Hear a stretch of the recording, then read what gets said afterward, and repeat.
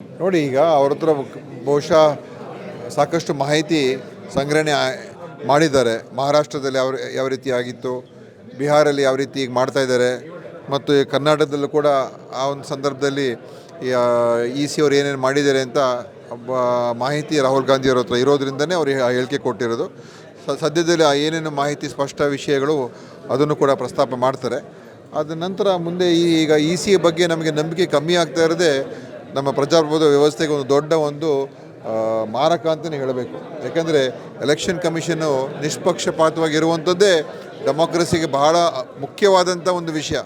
ಇವತ್ತು ಅವರ ನಡವಳಿಕೆ, ಅವರ ಮಾತುಗಳು, ಅವರು ಯಾವ ರೀತಿಯಾಗಿ ನಿರ್ವಹಿಸ್ತಾ ಇದ್ದಾರೆ, ಇದೆಲ್ಲ ಕಡೆ ಎಲ್ಲೋ ಒಂದು ಕಡೆ ಇದು ಬಹಳ ಕಾಂಪ್ರಮೈಸ್ ಆಗಿಬಿಟ್ಟಿದ್ದಾರೆ ಅಂತ ಅನ್ನಿಸ್ತಾ ಇರ್ತಕ್ಕಂಥದ್ದು. ಅದು ನಿಜವಾಗ್ಲೂ ಬಹಳ ನಮಗೆ ಒಂದು ಗಂಡಾಂತರ ಅಂತಲೇ ಹೇಳಬೇಕು.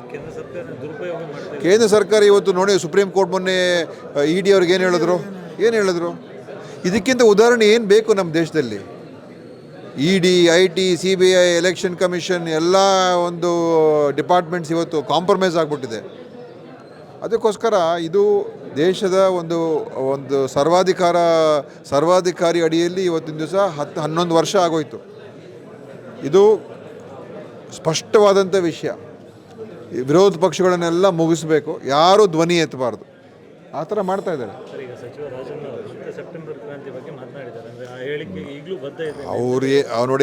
ಅವರೇ ಅದಕ್ಕೆ ಉತ್ತರ ಕೊಡಬೇಕು. ನಾವು ಅದಕ್ಕೆಲ್ಲ ಉತ್ತರ ಕೊಡೋಕ್ಕಾಗಲ್ಲ. ನಮ್ಮ ಪ್ರಕಾರ ಎಲ್ಲ ಕೂಡ ಸರಿಯಾಗೇ ಇದೆ. ಎಲ್ಲ ನಾವು ಒಟ್ಟಿಗೆ ಇದ್ದೀವಿ. ಯಾವ ಕ್ರಾಂತಿನೂ ಇಲ್ಲ, ಬೇರೆ ಯಾವುದೂ ಇಲ್ಲ, ಎಲ್ಲ ಸರಿಯಾಗೇ ಇದೆ. ಅಧಿಕಾರಿಗಳ ಸಭೆ ಕರೆದು ಮಾತನಾಡಿದ್ದಾರೆ, ಅದು ಕಾನೂನು ಬಾಹಿರ ಅಂತ ಹೇಳಿದ್ದಾರೆ. ಯಾರು ಹೇಳಿದರು? ಸಚಿವ ರಾಜಣ್ಣ ಅವರೇ ಹೇಳಿದ್ದಾರೆ. ನನಗೆ ಗೊತ್ತಿಲ್ಲ ಅವ್ರು ಏನು ಹೇಳಿದ. ಅವ್ರ ಹೇಳಿಕೆಗಳಿಗೆಲ್ಲ ನಾವು ಉತ್ತರ ಕೊಡ್ಕೊಂಡು ಕೂತ್ಕೊಳ್ಳೋಕ್ಕಾಗಲ್ಲ. ಕರೆದು ಮಾತನಾಡ್ಬೋದು, ಬಟ್ ಅಧಿಕಾರಿಗಳನ್ನ ಕರೆದು ಮಾತನಾಡುವ ಸಭೆ ಮಾಡುವುದು ಅವರಿಗೆ ಕಾನೂನು ಬಾಹಿರ. ಯಾವ ಅಧಿಕಾರಿಗಳ ಕರೆದು ಸಭೆ ಮಾಡಿದ್ದಾರೆ? ಸಚಿವರು ಬಂದಾಗ ಅಧಿಕಾರಿಗಳನ್ನ ಕರೆದು ಯಾವ ಅಧಿಕಾರಿ? ನನಗಂತೂ ಏನು ಮಾಹಿತಿ ಇಲ್ಲಪ್ಪ. ನನಗಂತೂ ಆ ಮಾಹಿತಿ ಏನಿಲ್ಲ. ಶಾಸಕರನ್ನ ಕರೆದಿದ್ರು, ನಮ್ಮನ್ನೆಲ್ಲ ಕರೆದಿದ್ರು, ನಾವೆಲ್ಲ ಪಕ್ಷದವರೆಲ್ಲ ಕರೆದಿದ್ರು. ಯಾವ ಅಧಿಕಾರಿ ಕರೆದಿರೋದ್ರ ಬಗ್ಗೆ ನನಗೇನು ಮಾಹಿತಿ ಇಲ್ಲ.